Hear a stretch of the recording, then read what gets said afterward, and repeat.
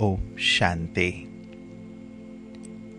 11 अप्रैल 1983 की अव्यक्त मुरली। हेडिंग है सहज पुरुषार्थी के लक्षण। सर्व खजानों से मालामाल करने वाले सहज पुरुषार्थी सहज योगी बच्चों के प्रति बाप दादा बोले। बाप दादा अपने स्नेही सहयोगी बच्चों को देख हर्षित हो रहे हैं। स्नेह और मिलन की भावना, इन दो शक्तियों के आधार पर निराकार और आकार बाप को आप समान साकार रूप में साकारी सृष्टि में लाने के निमित्त बन जाते हो। बाप को भी बच्चे स्नेह और भावना के बंधन में बांध लेते हैं। मेजॉरिटी अभी भी माताओं की है। माताओं का ही चरित्र और चित्र दिखाया है। भगवान को भी बांधने का। किस वृक्ष से बांधा? इस बेहद के कल्प वृक्ष के अंदर स्नेह और भावना की रस्सी से कल्प पहले भी बांधा था और अब भी रिपीट हो रहा है। बाप दादा ऐसे बच्चों को स्नेह के रिस्पॉन्ड में जिस रस्सी से बाप को बांधते हो, इन स्नेह और भावना की दोनों रस्सियों को दिल तख्त का आसन दे झूला बनाए बच्चों को दे देते हैं। इस कल्प वृक्ष के अंदर पाठ बजाने वाले इसी झूले में सदा झूलते रहो। सभी को झूला मिला हुआ है ना? आसन से हिल तो नहीं जाते हो। स्नेह और भावना की रस्सियां सदा मजबूत है ना? नीचे ऊपर तो नहीं होते। झूला झूलाता भी है, ऊंचा उड़ाता भी है, और अगर जरा भी नीचे ऊपर हुए तो ऊपर से नीचे गिराता भी है। झूला तो बाप दादा ने सभी को दिया है, तो सदा झूलते रहते हो। माताओं को झूलने और झुलाने का अनुभव होता है ना? जिस बात के अनुभवी हो वही बातें बाप दादा कहते हैं। कोई नई बात तो नहीं है ना? अनुभव की हुई बातें सहज होती हैं व मुश्किल। आज की यह कौन सी सभा है? सभी सहज योगी, सहज पुरुषार्थी, सहज प्राप्ति स्वरूप हो व कभी सहज कभी मुश्किल के योगी हो। सहज पुरुषार्थी अर्थात आए हुए हिमालय पर्वत जितनी समस्या को भी उड़ती कला के आधार पर सेकेंड में पार करने वाले। पार करने का अर्थ ही है कि कोई चीज होगी तब तो उसको पार करेंगे। ऐसे सहज पार करते उड़ते जा रहे हो।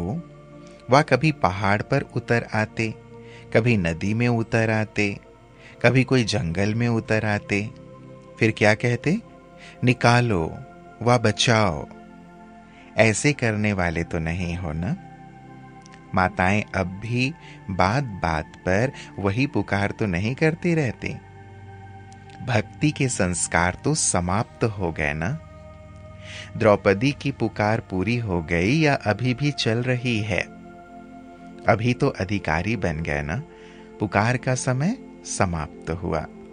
संगम युग प्राप्ति का समय है, न कि पुकार का समय है।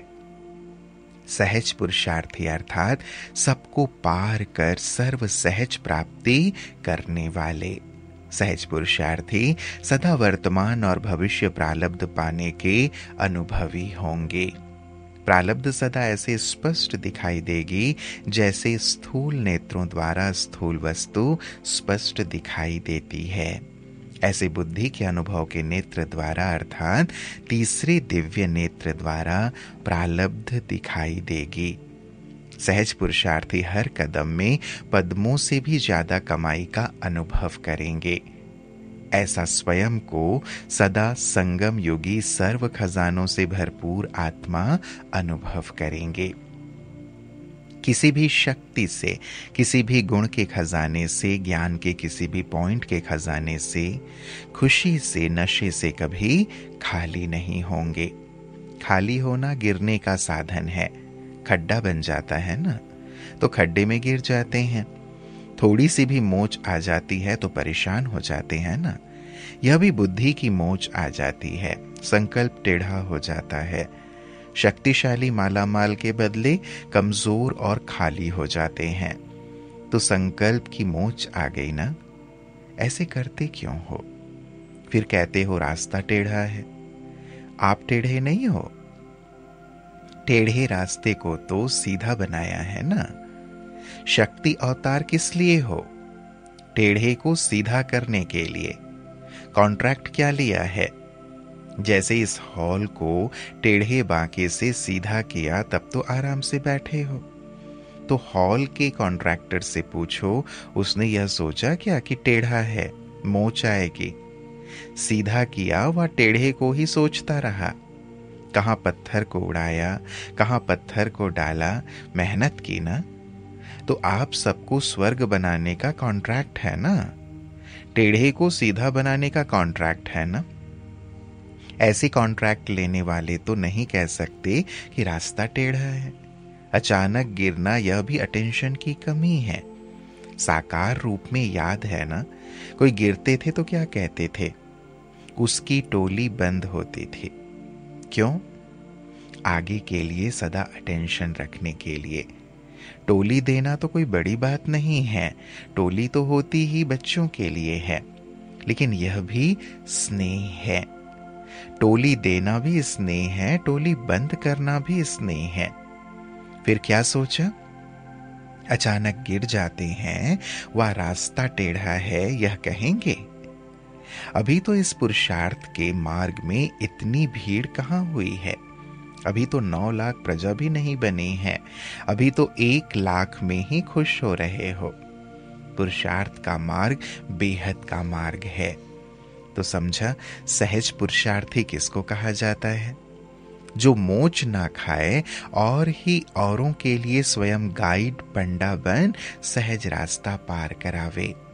सहज पुरुषार्थी सिर्फ लव में नहीं, लेकिन लव में लीन रहता। ऐसी लवलीन आत्मा सहज ही चारों ओर के वाइब्रेशन से, वायुमंडल से दूर रहती है। क्यों? क्योंकि लीन रहना अर्थात बाप समान शक्तिशाली सर्व बातों से सेफ रहना। लीन रहना अर्थात समाया हुआ रहना। समाना अर्थात समान होना। तो समानता बड़ी ते बड़ी सेफ है ही माया प्रूफ सेफ। तो समझा, सहज पुरुषार्थ क्या है? सहज पुरुषार्थ अर्थात अलबेलापन नहीं। कई अलबेलेपन को भी सहज पुरुषार्थ मानकर चलते हैं। वो सदा मालामाल नहीं होगा। अलबेले पुरुषार्थी की सबसे बड़ी विशेषता अंदर मन खाता रहेगा और बाहर से गाता रहेगा। क्या गाता रहेगा? अपनी महिमा के गीत गाता रहेगा। और सहज पुरुषार्थी सदा हर समय में बाप के साथ का अनुभव करेगा। ऐसे सहज पुरुषार्थी हो। सहज पुरुषार्थी सदा सहज योगी जीवन का अनुभव कर सकता है। तो क्या पसंद है, सहज पुरुषार्थ या मुश्किल? पसंद तो सहज पुरुषार्थ है ना। दिल पसंद चीज जब बाप दे ही रहे हैं तो क्यों नहीं लेते? न चाहते भी हो जाता है, यह शब्द भी मास्टर सर्वशक्तिवान का बोल नहीं है। चाहना एक, कर्म दूसरा, तो क्या उसको शिव शक्ति कहेंगे? शिव शक्ति अर्थात अधिकारी, अधीन नहीं। तो यह बोल भी ब्राह्मण भाषा के नहीं हुए ना। अपने ब्राह्मण भाषा को तो जानते हो ना। संगम युग का अर्थात सहज प्राप्ति का बहुत समय गया। अब बाकी थोड़ा सा समय रहा हुआ है। इसमें भी समय के वरदान, बाप के वरदान को प्राप्त कर स्वयं को सहज पुरुषार्थी बना सकते हो। ब्राह्मण की परिभाषा है ही मुश्किल को सहज बनाने वाला। ब्राह्मण का धर्म कर्म सब यही है। तो जन्म के कर्म के ब्राह्मण आत्माएं अर्थात सहज योगी, सहज पुरुषार्थी। अब यहां से क्या बन करके जाएंगे? मधुबन को परिवर्तन भूमि कहते हो ना। मुश्किल शब्द को तपोभूमि में भस्म करके जाना और सहज पुरुषार्थ का वरदान ले जाना। परिवर्तन का पात्र अर्थात दृढ़ संकल्प के पात्र को धारण करके जाना, तब वरदान धारण कर सकेंगे। नहीं तो कई कहते हैं वरदान तो बाबा ने दिया लेकिन आबू में ही रह गया, वहां जाकर देखते हैं वरदान तो साथ आया ही नहीं। वरदाता का वरदान योग्य पात्र में लिया? अगर लिया ही नहीं तो रहेगा कहां? जिसने दिया उसके पास ही रहा ना। ऐसे नहीं करना। होशियार बहुत हो गए हैं, अपना कसूर नहीं समझेंगे, कहेंगे पता नहीं बाबा ने क्यों ऐसे किया। अपनी कमजोरियां सब बाप के ऊपर रखते हैं। बाबा चाहे तो कर सकता है लेकिन करना नहीं है। बाप दाता है या लेता है? दाता तो देता है लेकिन लेने वाले लेवे भी ना, या देवे भी बाप और लेवे भी बाप। बाप लेंगे तो आप कैसे भरपूर होंगे? इसलिए लेना तो सीखो ना। अच्छा, मिलन तो हो गया ना, सबसे हंसे बहले, सबके चेहरे देखे। इस समय तो बहुत अच्छे चेयरफुल चेहरे हैं, सभी खुशी के झूले में झूल रहे हैं। तो यह मिलना नहीं हुआ?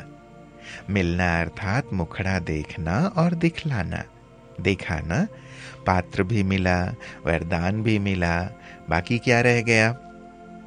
टोली तो दीदी दादी से खाली है।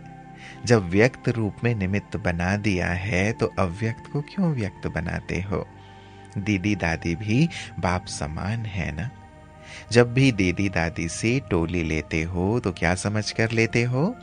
बाप दादा टोली दे रहे हैं। अगर दीदी दादी समझ लेते तो यह भी भूल हो जाएगी। अच्छा, तो बाकी टोली की इच्छा अभी है।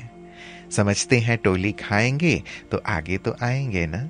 तो आज ही सबकी क्यों लगाओ और टोली खाओ। दिल तो कब भरने वाली है नहीं, दिल भरती रहनी चाहिए, भर नहीं जानी चाहिए। कुछ ना कुछ रहना ठीक है, तब तो याद करते रहेंगे और भरते रहेंगे। भर गई तो फिर कहेंगे भर गया, अब खाओ पियो मौज करो। अच्छा, सब सदा के सहज योगी, सहज पुरुषार्थी, सदा सर्व की मुश्किलातों को सहज करने वाले ऐसे बाप समान मास्टर सर्वशक्तिवान, सदा माला माल सर्व खजानों से स्व सहित विश्व की सेवा करने वाले ऐसी श्रेष्ठ आत्माओं को बाप दादा का याद प्यार और नमस्ते। हम बच्चों का भी प्राणेश्वर बाप दादा को याद प्यार और नमस्ते नमस्ते नमस्ते बाबा। फिर बाबा ने माताओं के अलग अलग ग्रुप से मुलाकात की। पहला ग्रुप, सभी अपना कल्प पहले वाला चित्र देखते रहते हो।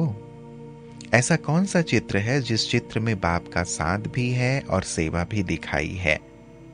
गोवर्धन पर्वत उठाने वाला। इस चित्र में बाप के साथ बच्चे भी हैं और दोनों ही सेवा कर रहे हैं। पर्वत को अंगुली देना सेवा हुई ना। तो इस चित्र में आप सभी हो ना। खुशी खुशी से कहो कि हमारा ही यह चित्र है। मन में उमंग आता है ना कि सहयोगी बनने का भी यादगार बन गया है। अंगुली सहयोग की निशानी है। सभी बाप दादा के सहयोगी होना। जन्म ही किस लिए लिया है? सहयोगी बनने के लिए। तो सदा स्मृति में रखो कि हम जन्म से सहयोगी आत्मा हैं।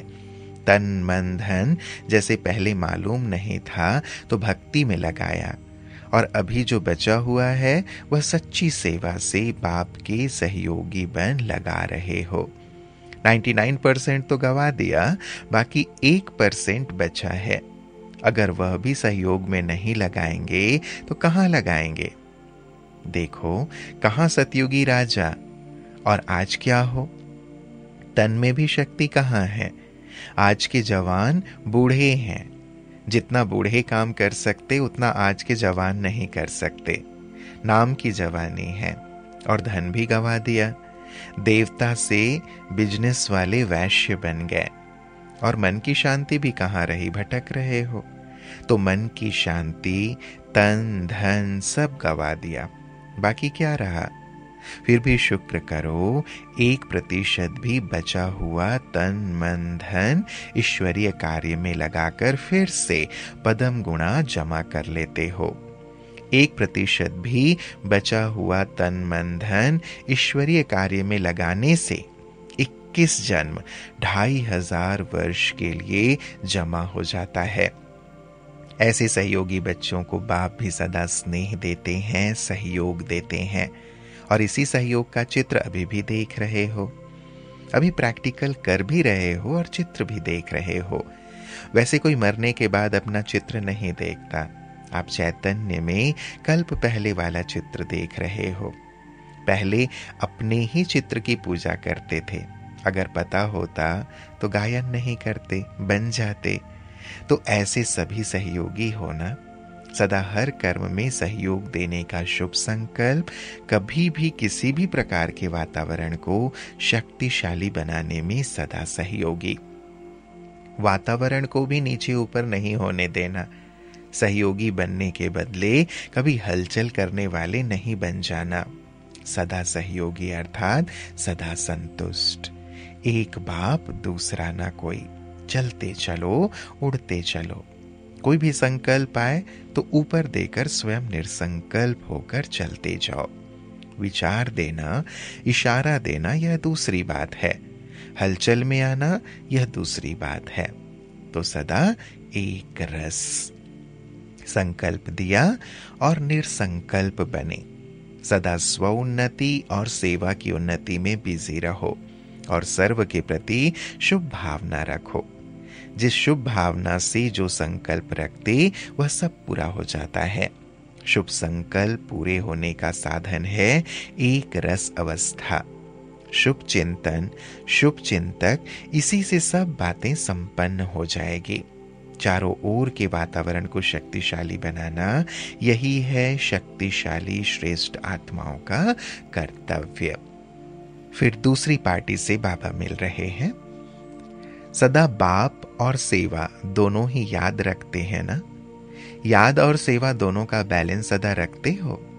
क्योंकि याद के बिना सेवा सफल नहीं होती और सेवा के बिना माया जीत नहीं बन सकते।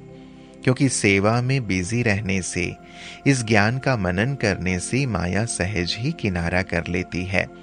बिना याद के सेवा करेंगे तो सफलता कम और मेहनत ज्यादा, और याद में रहकर सेवा करेंगे तो सफलता ज्यादा और मेहनत कम।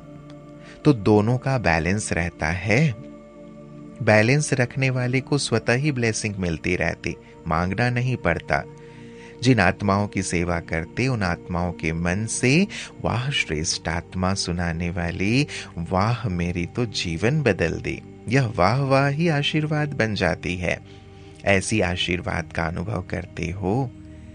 जिस दिन याद में रहकर सेवा करेंगे उस दिन अनुभव करेंगे बिना मेहनत के नेचुरल खुशी। ऐसी खुशी का अनुभव है ना? इसी आधार से सभी आगे बढ़ते जा रहे हो। समझते हो कि हर समय हमारी स्वोन्नति और विश्वोन्नति होती जा रही है। अगर स्वोन्नति नहीं तो विश्व उन्नति के भी निमित्त नहीं बन सकेंगे। स्वोन्नति का साधन है याद और विश्वोन्नति का साधन है सेवा। सदा इसी में आगे बढ़ते चलो। संगम पर बाप ने सबसे बड़ा खजाना कौन सा दिया है? खुशी का। कितने प्रकार की खुशी का खजाना प्राप्त है? अगर खुशी की वैरायटी पॉइंट निकालो तो कितने प्रकार की होंगी?